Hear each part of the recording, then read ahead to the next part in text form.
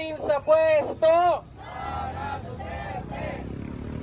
Ayaw sagutin, siya pa ang galit sa tinatanong ng taong bayan. At dahil dito, malinaw po sa mga ulat ng COA, malinaw doon sa kanyang paggastos ng kanyang opisina. Nasa kabila, dito, nasa likod, dito sa kabila. Ay tanggalin sa pwesto sa pamamagitan ng impeachment. Ito po ay dahil sa betrayal of public trust